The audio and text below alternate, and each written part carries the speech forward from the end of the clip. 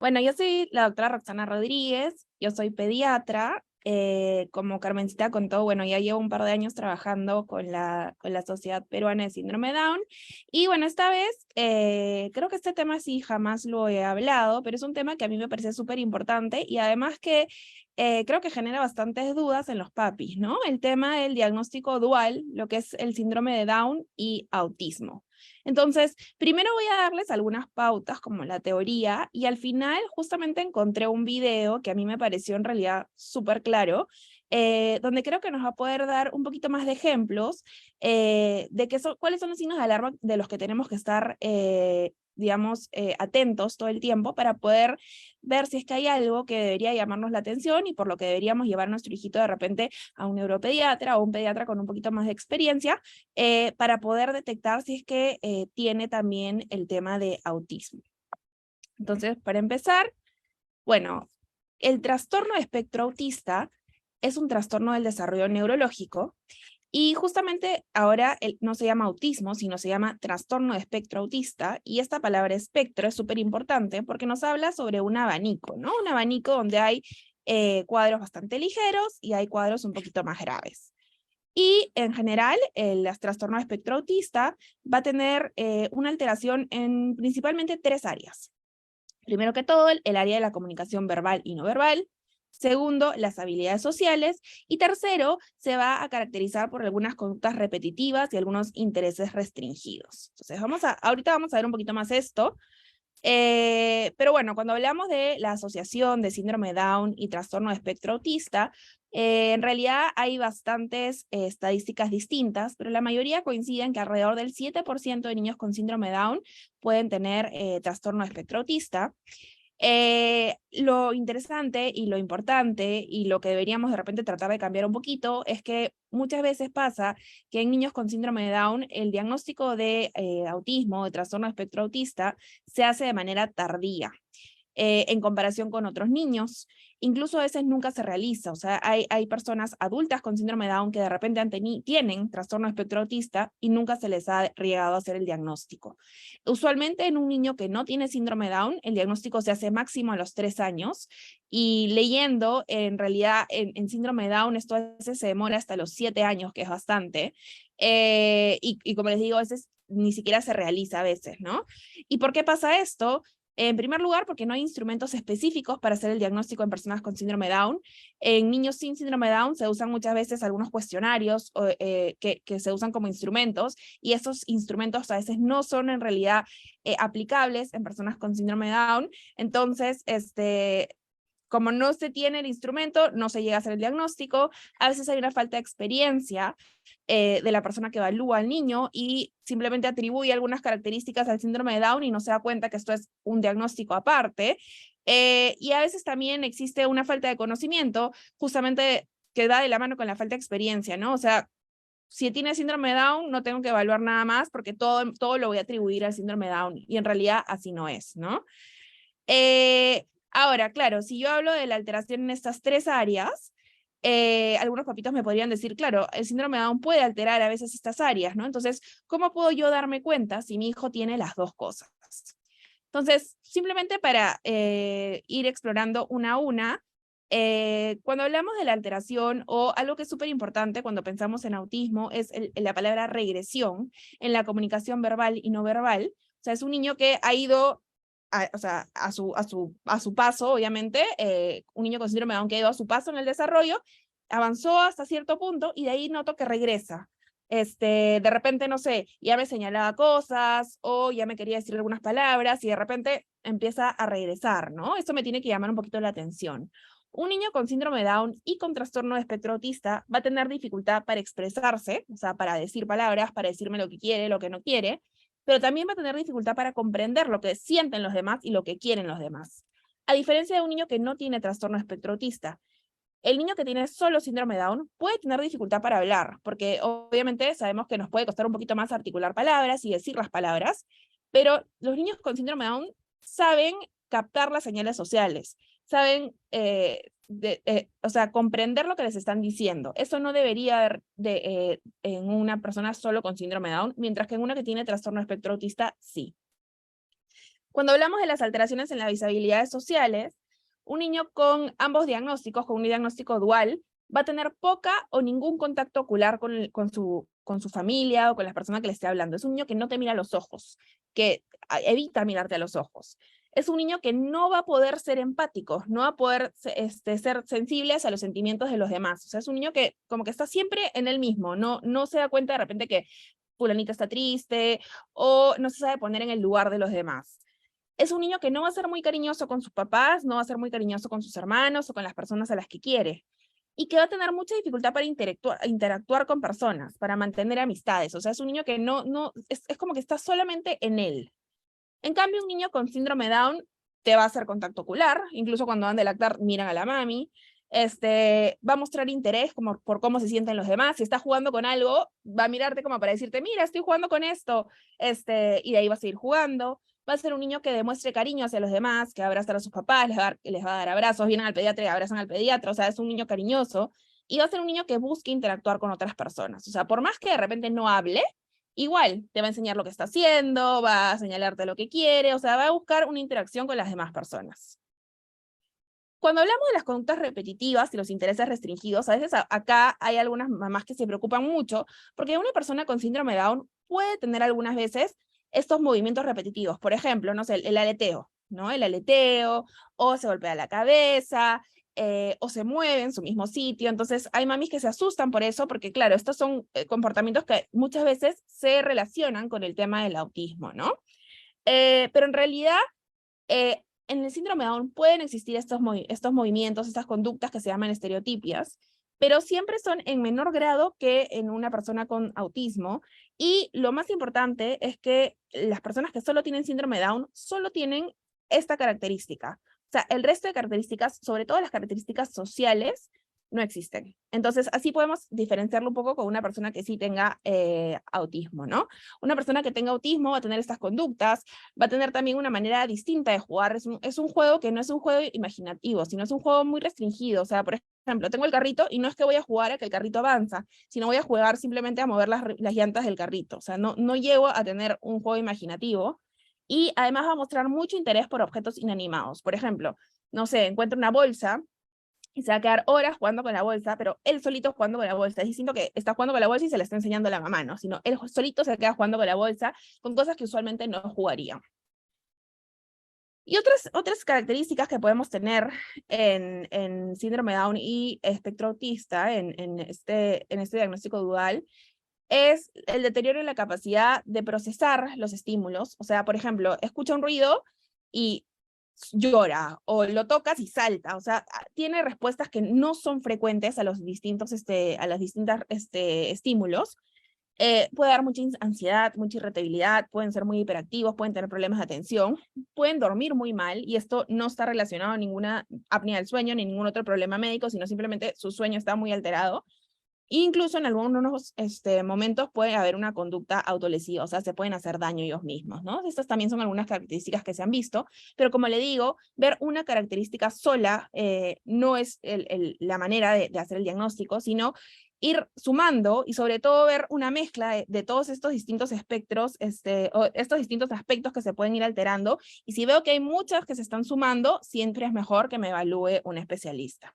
Entonces voy a poner este video que a mí me pareció genial. Es un video de la Fundación Canadiense de Síndrome Down, que de hecho ha sido traducido por otra organización que se llama Down Sin Mitos, que es una organización de fuera. La voy a poner sin sonido, vamos a ir conversándola en el camino. De hecho tiene ahí unas letritas abajo, pero creo que es un video que, digamos, va a poder poner en imágenes todo lo que hemos estado conversando y toda esta teoría, ¿no? A mí me pareció realmente genial.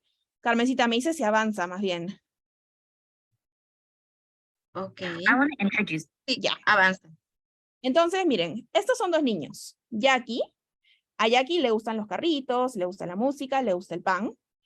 Y él es Sam. Sam, igualito, le gustan los carritos, le gusta la música y le gusta el pan.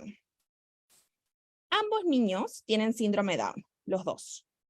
Pero Sam también tiene trastorno de espectro autista. Jackie y Sam son iguales en varias maneras, ¿no? Pero también son diferentes en algunas otras. Jackie juega con los carritos y hace como que los maneja, como que los lava, los choca, los hace moverse así en las pistas.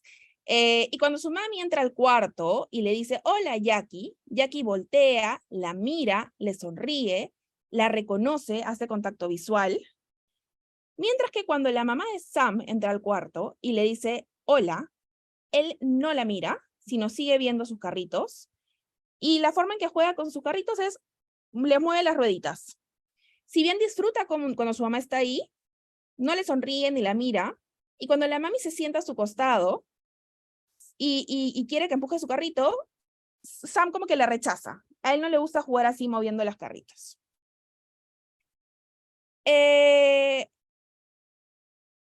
Cuando la mami de Jackie se une al juego, Jackie quiere que ella se una. Le levanta el carrito, se le enseña, le dice mamá carro, y aunque no dice carro realmente todavía, intenta decir los ruidos que hacen los carros. Ella la mira cada rato para ver cómo se va sintiendo su mamá. Puede estar mirando el carrito y de ahí mirando a su mamá, o sea, está intercambiando la mirada. En cambio, cuando la mamá de Sam le dice, mira, Sam, esto es un carro, Sam no intenta repetir la palabra. Él antes decía carro, pero ahora no lo dice. Jackie, como dijimos, juega con su carrito empujándolo de atrás hacia adelante, lo estaciona, hace como si estuviera en una rampa. Si bien no tiene una rampa, ella agarra un libro y lo usa como si fuera una rampa, se imagina cosas, usa distintas cosas usando este juego simbólico, imaginativo. Además le llaman la atención las cosas. Si ve algo que le llama la atención, lo señala. Como no puede decir todavía las palabras, sabe señalarlas y su mamá le entiende lo que quiere, ¿no?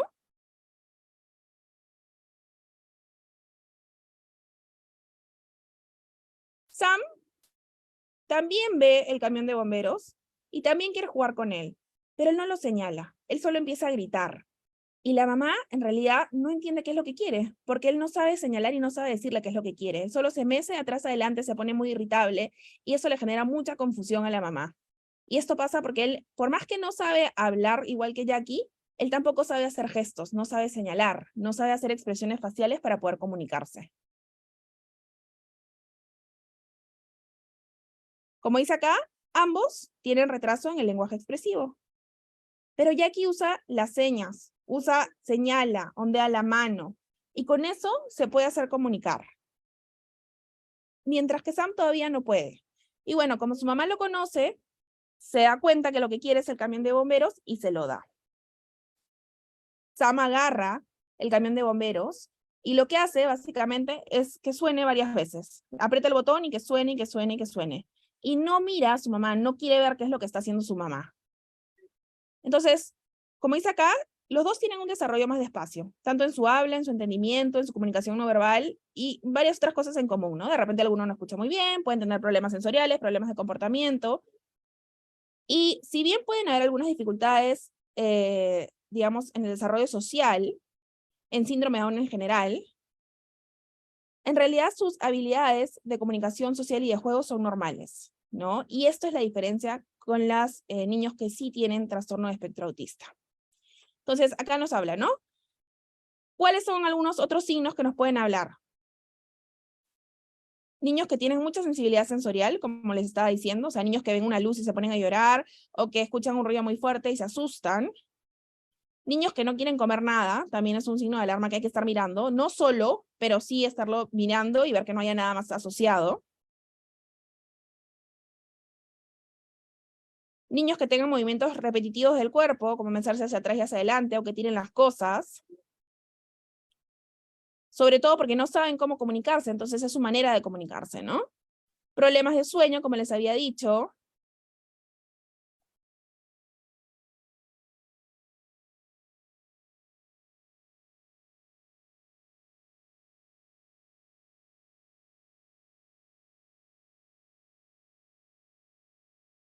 Y por ejemplo, esto es algo que me parece súper importante, ¿no? Y súper interesante. Pueden haber algunos niños que te pueden decir palabras súper complicadas, como, no sé, Diplodocus, que es su dinosaurio preferido, pero no te dicen otras palabras, ¿no? Y lo otro que yo les decía es esto de la regresión. Esta parte de la regresión es súper importante y es un signo de alarma bien importante. O sea, es un niño que empezó avanzar, avanzar, avanzar, y de la nada retrocedió, ¿no? Entonces, eso es un signo súper importante para pensar en autismo, ¿no? Y como les dije, puede haber algunos niños que lleguen a tener conductas autolesivas.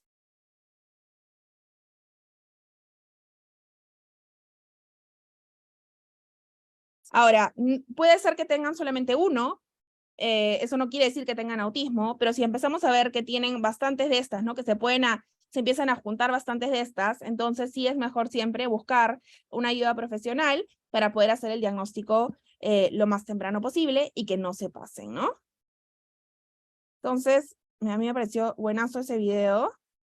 Y bueno, como conclusiones, un niño con síndrome de Down puede tener algunas características en común con lo que es el trastorno espectro autista, podríamos llamarlo así, no sé, algunos pueden tener movimientos repetitivos, un poquito de problemas con el tema del lenguaje, pero no debería presentar dificultades en tareas que impliquen atención compartida. O sea, por ejemplo, estamos los dos jugando con, no sé, con el carrito, y los dos estamos, digamos, compartiendo esa actividad, y el niño va a poder socializar, va a tener una manera, va a compartir, por más que no te hable, va a hacer cierta interacción con la persona con la que está jugando, y tampoco debería tener bajo interés por el entorno social. O sea, debería interesarle ver a las personas, correr hacia ellas, tratar de comunicarse con ellas, darle las cosas, etcétera, ¿no? Y otra cosa es que el diagnóstico dual no se hace solamente con los síntomas positivos. O sea, por ejemplo, ¿no? O sea, si yo tengo un niño que se mueve repetitivamente, o que tiene no sé, un juego que me llama mucho la atención, no debo hacerlos por eso el diagnóstico dual, ¿no? Sino más bien debo centrarme más en los síntomas negativos. O sea, para mí lo más importante es cuando hay una ausencia en el progreso o una regresión en el progreso del desarrollo. O sea, cuando yo veo que este niño avanzó bien hasta los 2 meses, hasta los 2 años, y de ahí de la nada se estancó. O avanzó bien hasta los 2 años, y de ahí de la nada empezó a retroceder. Eso es lo que a mí me debería llamar más la atención, ¿no? Y bueno, obviamente en caso hay una sospecha, siempre es mejor ir a un especialista, y que el especialista sea un especialista que tenga un poco de experiencia para que te pueda decir, oye, no, eso es por su síndrome Down, o no, oye, en verdad acá creo que estamos viendo las dos cosas, y de repente que te pueda orientar hacia una terapia que lo ayude un poquito más, o una cosa así, ¿no? Y en verdad eso era todo lo que tenía que decirles. Es algo súper corto, pero me parece súper importante, y creo que aparte falta mucho de esto, ¿no? Porque creo que hay bastantes dudas sobre si mi hijo tiene Down, tiene solo síndrome de Down, o si tiene también el trastorno de espectro autista, ¿no?